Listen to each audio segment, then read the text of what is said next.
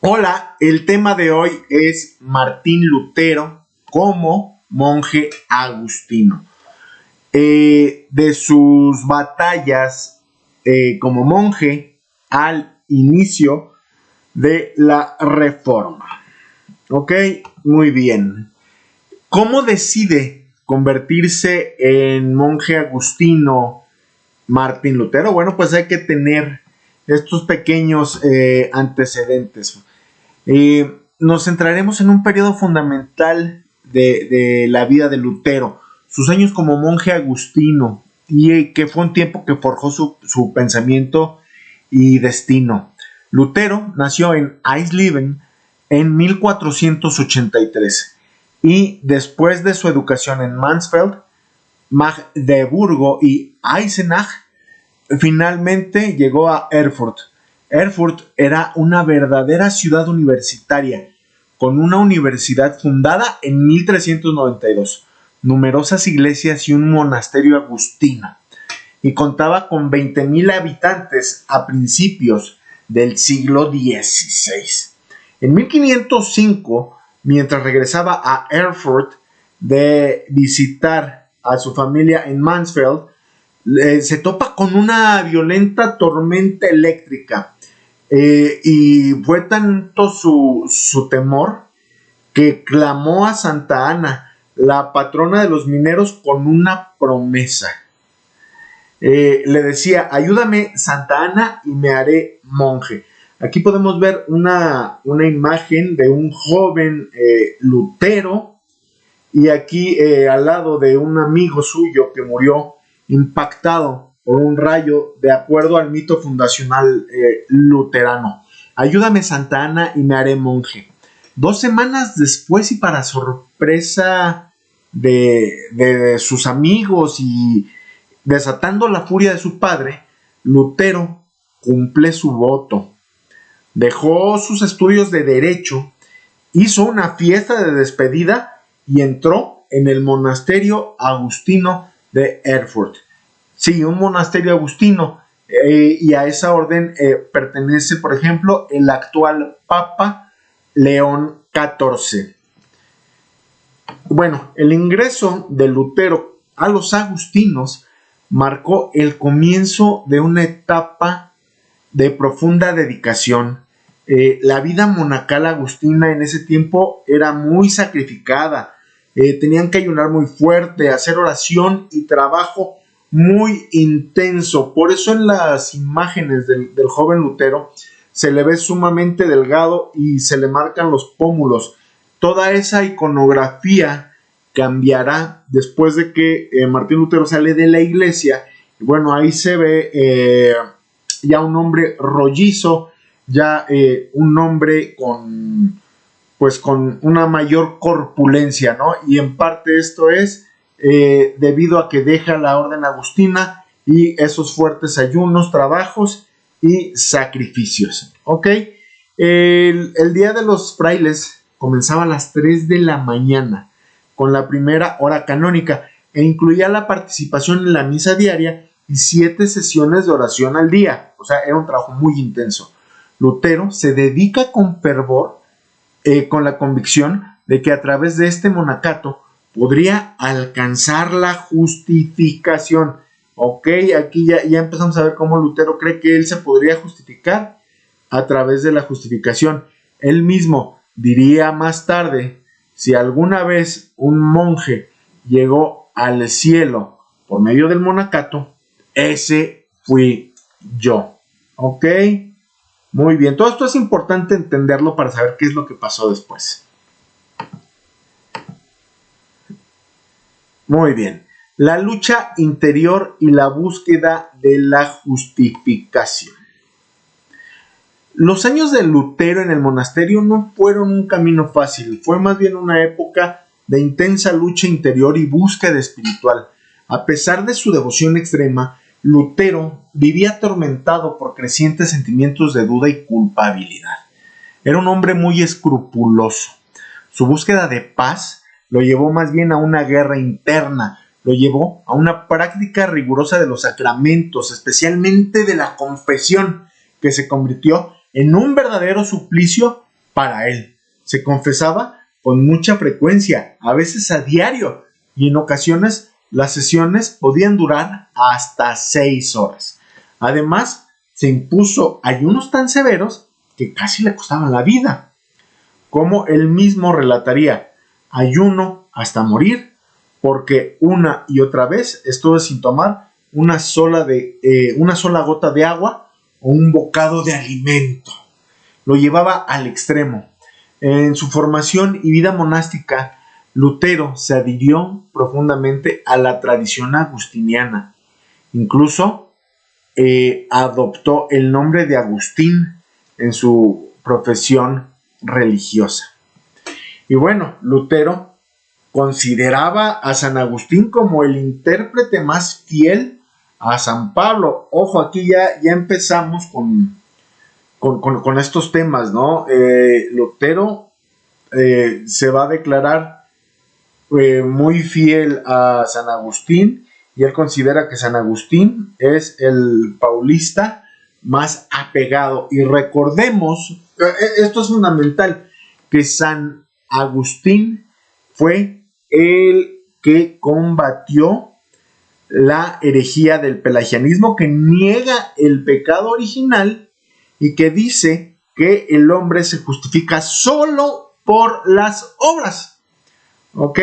Y esa herejía fue condenada por la iglesia, ¿correcto? Ok.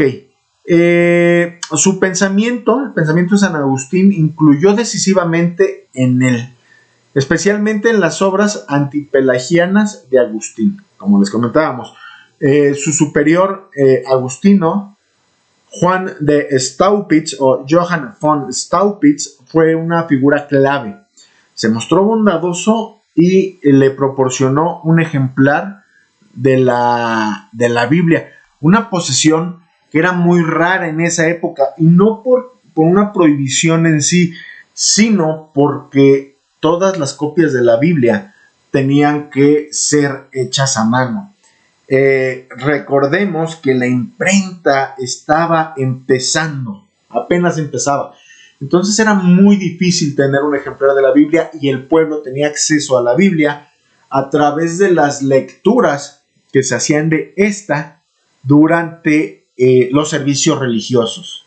¿Ok? Bueno, debido a su celo extremo y sus inquietudes, Staupitz lo envió en una peregrinación a Roma. Se pensaba que esta experiencia sería beneficiosa para su alma, pero Lutero regresó desilusionado por la corrupción y el lujo que presenció en la corte del Papa, y por el comercio de reliquias e indulgencias. Al subir la Scala Sancta, un acto por el cual los peregrinos obtenían una indulgencia plenaria, exclamó: ¿quién sabe si es verdad? Buscaba respuestas y encontró desilusión. Ok, vamos a ver, sigamos. Bueno, pues entonces sigamos con esto. El descubrimiento de la escritura y la experiencia de la torre. A pesar de su desilusión externa, la solución a su angustia llegó de la fuente que tanto valoraba su orden, las Sagradas Escrituras. Recordemos que el mismo San Agustín fue fundamental en el canon de las Escrituras, pues en los concilios de Hipona y de Cartago es donde se define el canon de la Biblia. ¿Ok? Y esto es importantísimo porque, pues de alguna manera, recordemos que San Agustín era el obispo de Hipona. Pero bueno, a pesar de su desilusión externa, la solución fue la Biblia. ¿Ok? Y en la biblioteca del monasterio de Erfurt, Lutero tuvo por primera vez en sus manos una Biblia completa. Este contacto directo con la palabra de Dios empezó a darle una solución a sus tormentos. ¿Ok?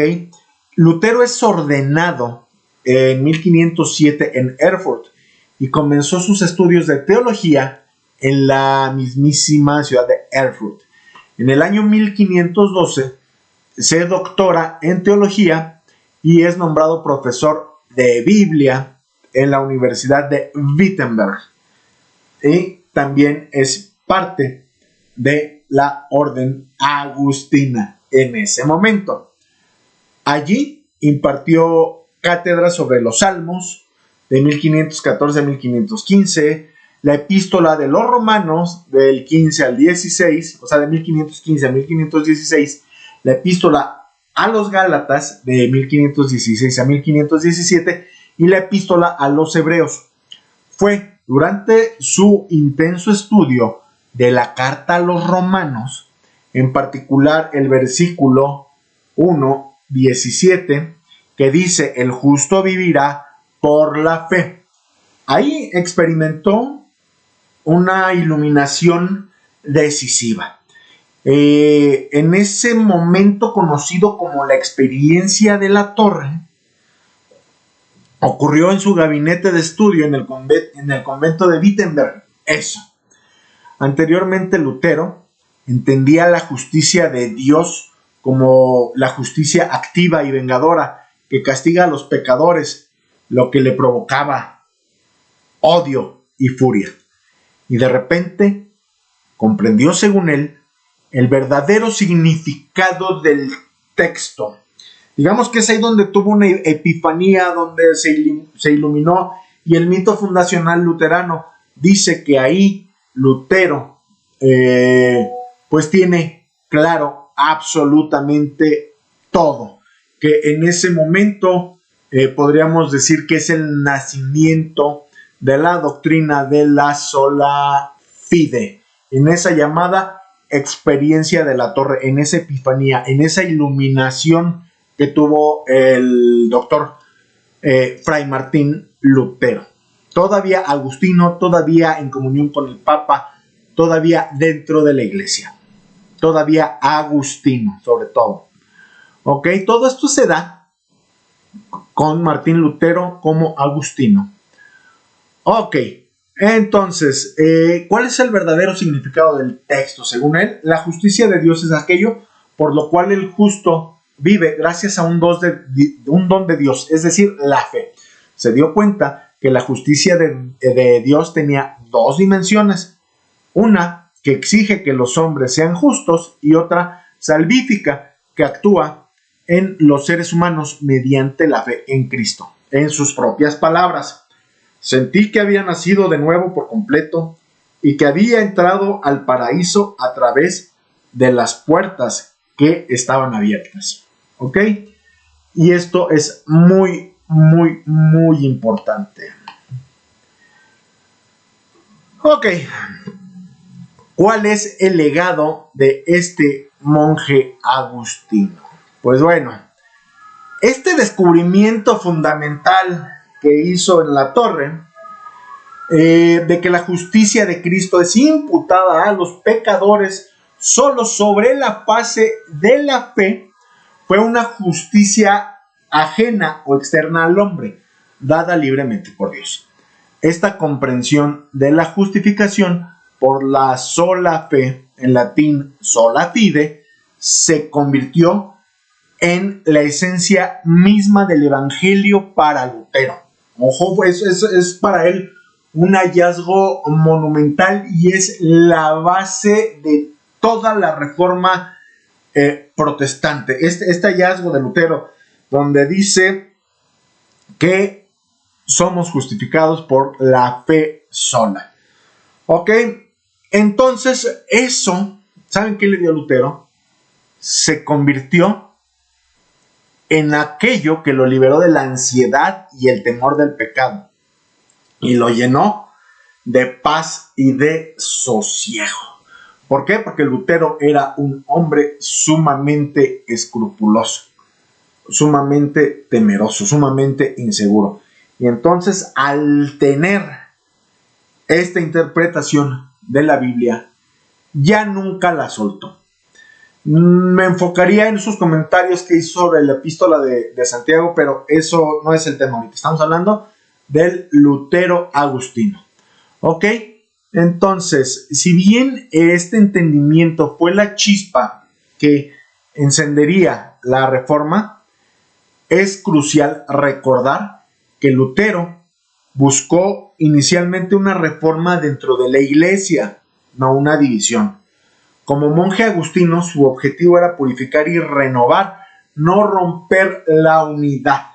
Sin embargo, en su debate con Johann Eck en 1519, Johann Eck lo orilla a reconocer que no puede estar ya en comunión con la iglesia. Por eso el debate con Johann Eck, con un Lutero todavía dentro de la iglesia, pues Lutero ve que ya no tiene un lugar dentro de la Iglesia Católica. Esa es la importancia de ese debate, que muchos tienen olvidado. ¿Ok? La Orden de San Agustín, a la que perteneció, conmemora los 500 años de la Reforma en 2017, pues con serenidad. No es una celebración, sino reconoce, pues, los aspectos positivos como la centralidad de la escritura y la revalorización del individuo, pero también apuntan el daño que se hizo a la iglesia y también apuntan a la división que provocó. La humildad y la fidelidad de la iglesia, a la iglesia, son lecciones básicas de la escuela agustiniana. Fueron elementos que, según algunos agustinólogos, Lutero no aprendió plenamente al final. ¿Ok? Y el legado de Lutero como monje agustino nos enseña la importancia de las reformas mediante el diálogo profundo y la necesidad de separar el evangelio de las influencias políticas.